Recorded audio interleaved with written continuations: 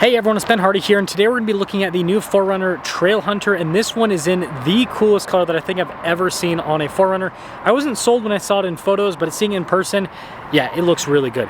Before we get in this video, huge shout out and thank you to the Orem Toyota for giving me some time with this 4Runner. Link to the website in the description down below, link to my car buying guide. Let's get into it.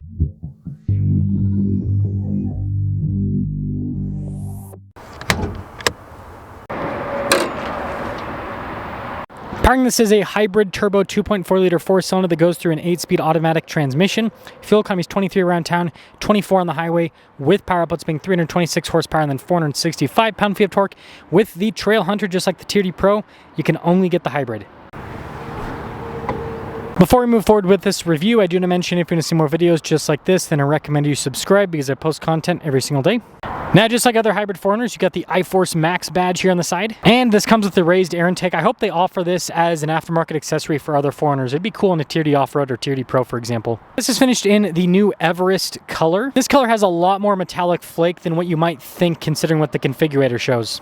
Now, the Trailhunter package gives you the upgraded lights that come with like the limited 4Runner, for example, also the Tier D Pro. You also get bronze here with the badge on the front grille. You can see the camera just above the Toyota logo. This also comes with the upgraded rigid fog lights, and we've got a light bar here just below the little sensor. The Trailhunter also comes with tons of skid plate protection underneath. And when you put it all together, this is a really cool looking rig from the factory. Again, you have to remember, this is a factory package. This isn't aftermarket. Our tire wheel setup is 265 by 70 by 18. You can see the bronze finish with the wheels. If you're wearing this tire size is about like a 32.7. Just like other new Toyotas, this has more than enough clearance to fit 34s without any sort of lift whatsoever. I think the best kind of like sweet spot for a tire though with the Trailhunter, considering the offset and everything, is a 275 by 70 by 18. Currently the tires sit relatively flush, but if you did that 275, so 10 millimeters wider, that'd give you a true 33.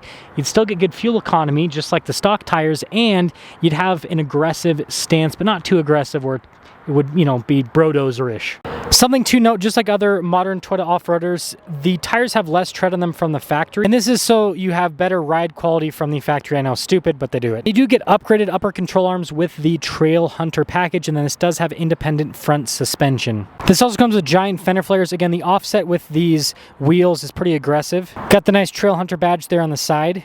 And then this also has rock rail protection as well. This has the Old Man Emu shocks from ARB. These shocks are all about durability and longevity.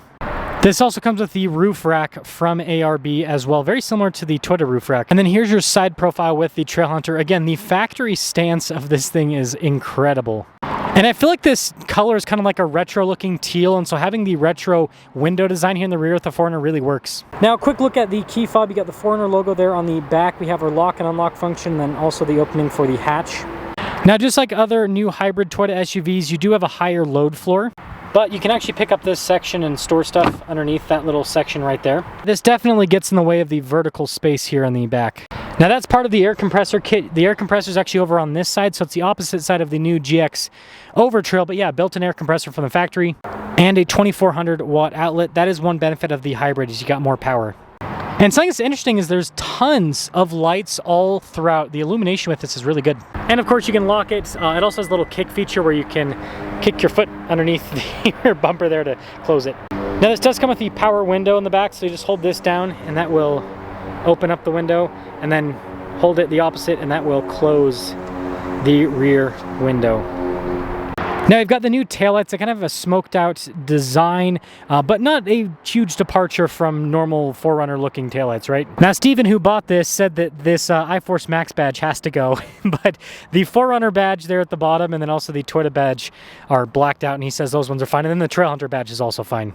Now, they do mount the spare tire underneath the vehicle just behind the solid rear axle, and it's actually not the lowest hanging fruit. That is the exhaust tip there, which is pretty darn low. Finishing things up with the exterior on the Trailhunter. Now, seeing this in Everest, I am sold on the looks with the Trailhunter. Seeing it in white initially, like, not bad, right? Still a good looking car, but this just works so well with the bronze accents. This now leads us into the passenger cabin. Something that I find cool about the Trailhunter, it's actually soft touch here at the very top, and also JBL. But then you have the special Trailhunter colors down below with the stitching and the trim. And there is also this trim piece down below that's white. And then you do have some storage in the door panel. Now that trim continues onto the seats with the orange and the gray, and they are perforated. 4Runner isn't massive here. You can see the space there on the other side a little bit bigger with the seat not pushed back so far. Do have a storage pocket on either seat too. Vents here in the back, and then we have another 2400 watt outlet. Comes to headroom, there is actually a decent amount of space, but you are pushed up pretty high, and so you don't have like a crazy amount of headroom here in the back. But at least it comes with the fabled cup holder armrest. That's all you need, really. The front does come with keyless entry. You've got more of that nice padding up top. We also have blind spot monitoring with the mirrors. More of the gray with the orange stitching. This does come with memory seats. And then you've got all of your window controls. The mirrors do power fold in. And there's a bit more storage here on the front door panel. There's also that little Trailhunter badge. Now this has 895 pounds of payload capacity. Gross vehicle weight rating is 6,500. So that means this weighs about 5,600 pounds. So similar to a GX or a 200 series, or sorry, 250 Land Cruiser rather. More of that nice trim here on the front seat, perforated all down the center. These seats are power adjustable. You got the Toyota logo there on the side. And if you're wondering, the front passenger also has power adjustments and lumbar. Now they give you these fancy Trailhunter floor mats with some topography on them. We have a power adjustable steering wheel, and then we've got some practical controls here like the stability control, 4 auxiliary switches. You can open up the gas cap, turn on the outlet, open up the hatch.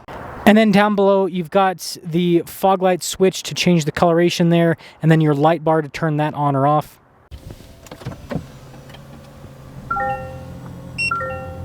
Now this has the same steering wheel as other new Toyota models. So you've got the nice grips there that are perforated on either side, and then kind of like a rougher, kind of more, I don't know, manly feeling texture at the top and the bottom. It does come with adaptive cruise control and lane centering. Toyota's new safety tech is actually really good from that perspective.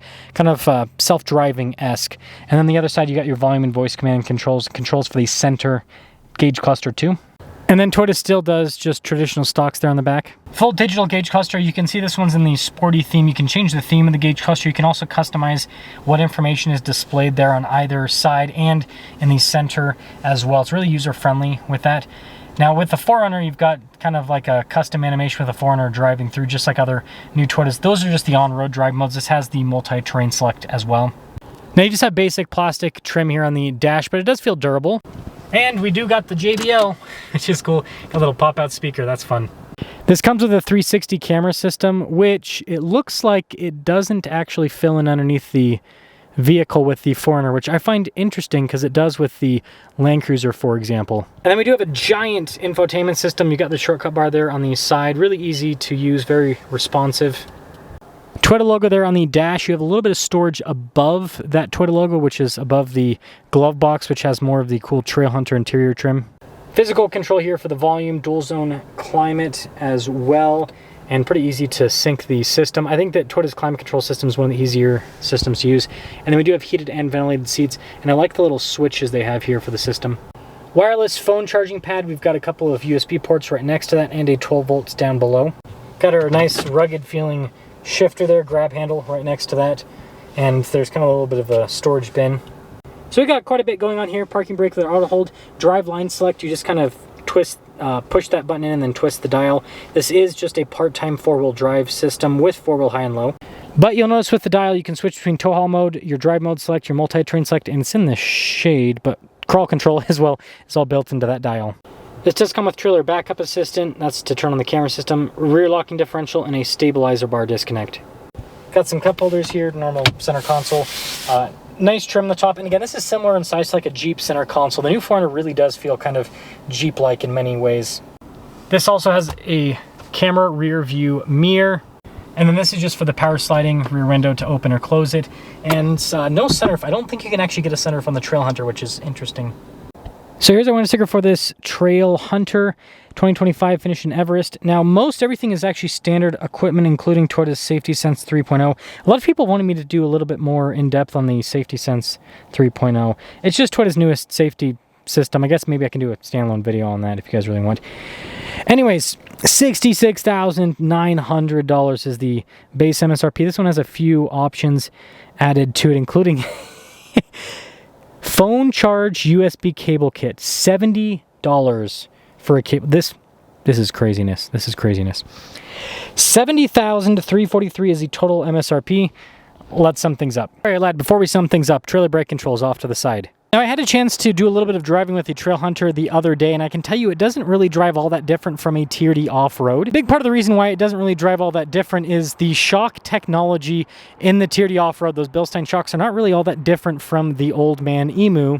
The biggest thing with Old Man Emu is it is tuned specifically for long-term durability, so that's the biggest benefit. Now, Bilstein also are very durable as well long-term. And all the other kit that comes with the Trailhunter, if you try to throw this on a Tier D off-road premium hybrid, you're going to be more expensive than the Trailhunter. And so that's where the Trailhunter comes in, is it gives you all this kit as standard at a lower price point than if you added it all to the Tier D off-road. And that's kind of the way that I look at the Trailhunter. This is like a fully kitted out Tier D off-road with the premium package, and of course the hybrid as well. And so if you're going to do the overlanding, if you're going to add all this stuff, you might as well get this package and save yourself a bit of money. Again, if you're looking at the hybrid and the premium, if you're looking at a base model non-hybrid cloth seat Tier D off-road, then yeah, you could probably do a build for less money than what the Trailhunter costs. Now, this doesn't make the Trailhunter undesirable, but I think that it makes it less unique than the new Tier D Pro, which the new Tier D Pro is kind of like a Raptor 4Runner. And so this just basically being, in my opinion, kind of like a dressed up Tier D off-road. Again, it's got the bigger fender flares, it's got the unique wheels, it has a lot of unique elements.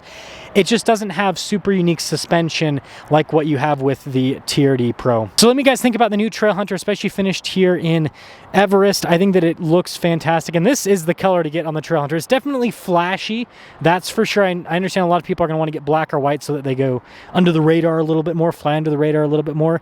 But if you're willing to stand out, I think that this is the way to go. It looks fantastic.